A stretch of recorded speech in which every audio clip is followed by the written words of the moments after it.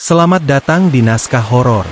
Bersiaplah untuk mendengarkan kisah nyata dari seorang security yang bertugas di sebuah kampus ternama di Jakarta. Tapi bukan kampus biasa. Kampus ini, angker. Dan apa yang dialami oleh sang security, tidak akan mudah dilupakan. Malam menyelimuti kota Jakarta dengan jubah kelamnya yang pekat, dan di antara sekian banyak gedung yang berdiri megah, ada sebuah kampus, tampak biasa, bahkan bergengsi di siang hari, namun berubah menjadi tanah asing begitu matahari undur diri. Di sanalah seorang lelaki, dikenal oleh rekan-rekannya sebagai Bang Kum, memulai lembaran baru hidupnya sebagai penjaga malam, dalam profesi yang diam-diam sering bersentuhan dengan yang tak kasat mata. Pada mulanya, tidak ada yang mengindikasikan bahwa tempat itu menyimpan rahasia.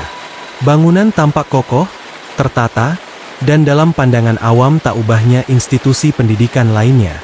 Namun, siapa sangka, di balik gedung-gedung bercat terang itu, malam menyimpan ceritanya sendiri, sunyi yang menjerit, dan bayang-bayang yang menari tanpa sumber cahaya. Bang Kum ditugaskan jaga malam setelah masa orientasinya. Jam kerja dibagi rata. Pagi, siang, malam, bergilir setiap 2 hari. Dan sebagaimana nasib para penjaga malam lainnya, ia pun mulai menyusuri area kampus saat dunia lain mulai mengantuk. Awalnya biasa saja. Namun semakin hari, suara-suara aneh mulai menyusup di sela tugasnya. Bisikan lirih yang tak bersumber, bau bunga menyengat yang datang dari arah tak tentu, dan pergerakan-pergerakan ganjil di pojokan gedung yang kosong. Suatu malam, temannya yang berasal dari timur, lelaki tegap yang tak mudah goyah, mendadak berlari terbirit-birit. Matanya terbelalak, wajahnya pucat pasi, tubuh kekarnya seakan kehilangan berat. Ia tak berkata banyak, hanya menyebut sebuah patung anjing perunggu di dekat Fakultas Hukum, yang katanya, hidup, bergerak. Tatapannya mengunci seperti binatang buas siap menerkam. Hari-hari berikutnya diwarnai kejadian yang tak kalah aneh. Sebuah kursi besi di depan pos penjagaan tiba-tiba bergerak sendiri. Tidak perlahan, tapi terguncang hebat, seolah seseorang yang tak kasat mata menghempaskannya dengan marah. Teman Bang Kum mencoba duduk di kursi itu, dan tanpa aba-aba tubuhnya terpental, jatuh ke bawah, menghantam pipa logam keras hingga kakinya memar dan pincang. Apa yang mendorongnya? Tak ada yang melihat, tapi semua merasakannya. Udara yang menegang, hawa yang berubah seketika. Lalu, pada satu malam sepi, ketika mata langit tertutup mendung dan jarum jam mendekati waktu-waktu ganjil, Bang Kum yang sedang berjaga seorang diri mencium aroma bunga yang menusuk hidung.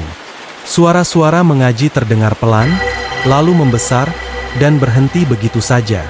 Ia mencari sumber suara hingga ke gedung olahraga, tempat yang semestinya telah gelap dan kosong.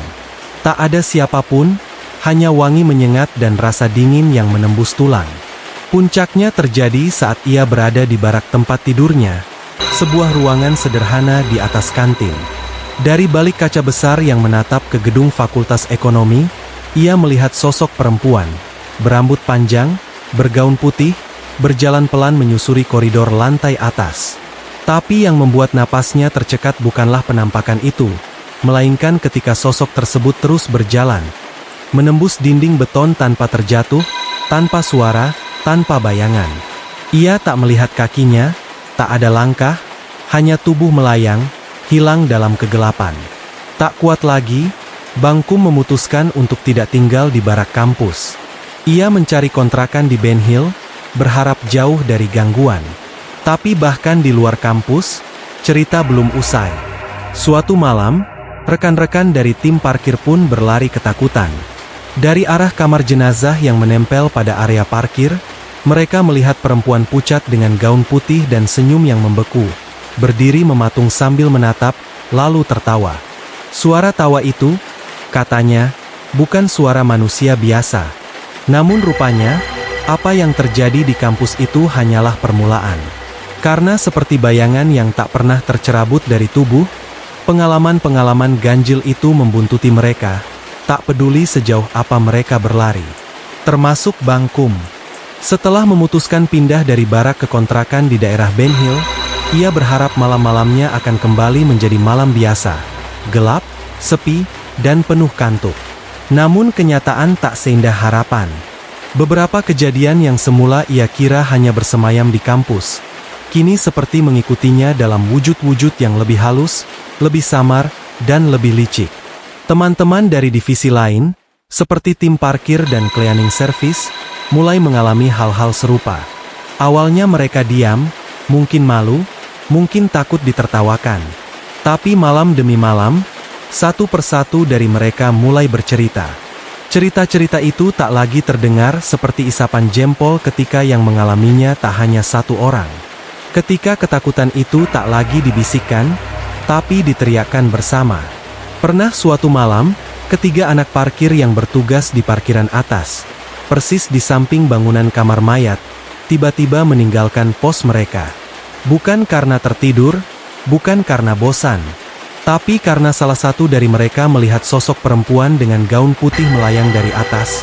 Wajahnya dingin dan tubuhnya tanpa suara, hanya tawa renyah yang menggema, membuat darah berhenti mengalir.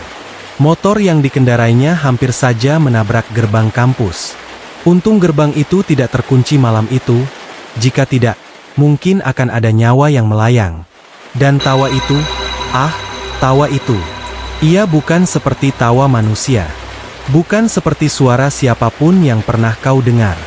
Ia menusuk telinga, lalu mengendap ke dalam dada, menetap di sana, bergetar bersama detak jantung. Hingga berhari-hari kemudian, suara itu masih terngiang di kepala. Kadang terdengar dari balik dinding, kadang dari sela-sela kipas angin yang berputar. Kadang, dari dalam mimpimu sendiri. Bangkum sendiri, meski sudah terbiasa dengan malam dan sunyi, tetap menyimpan rasa gelisah yang tak dapat ia redam. Ia tidak lagi merasa sendirian bahkan saat di keramaian. Matanya sering menyapu sudut-sudut ruangan, telinganya selalu waspada, karena ia tahu, mereka tidak selalu terlihat. Tapi mereka selalu ada. Pada suatu malam yang entah keberapa, ketika hujan turun pelan-pelan membasahi genteng dan jalanan, Bangkum duduk di barak kampus, untuk terakhir kalinya sebelum pindah total. Ia memutuskan untuk diam, tak bicara, tak mencoba membantah logikanya sendiri. Di hadapannya, jendela besar memantulkan cahaya petir yang sesekali menyambar. Dan di seberang sana, di lorong Fakultas Ekonomi yang kosong, ia melihatnya lagi. Sosok itu, perempuan itu, masih dengan rambut panjang tergerai, masih dengan gaun putih yang tampak mengambang, dan masih dengan langkah tenang yang tak menyentuh lantai.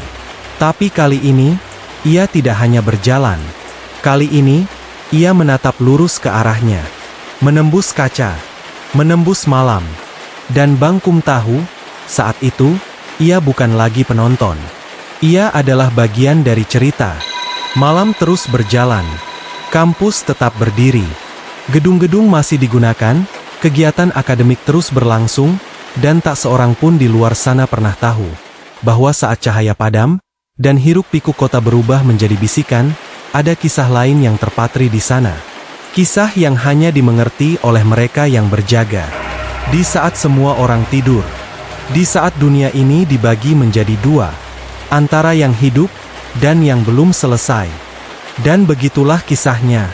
Bangkum, seorang penjaga malam yang awalnya hanya mencari pekerjaan, tak pernah membayangkan bahwa pekerjaannya akan membawanya ke dalam lorong-lorong sunyi yang dihuni oleh sesuatu yang tak tertulis dalam kontrak kerja. Di kampus itu, di balik dinding megah dan gedung-gedung penuh ilmu, ternyata bersemayam sesuatu yang lebih tua dari waktu, lebih dingin dari malam, dan lebih setia dari bayangannya sendiri. Cerita ini mungkin terdengar seperti dongeng kelam bagi sebagian dari kalian. Sekadar bualan dari malam yang terlalu panjang.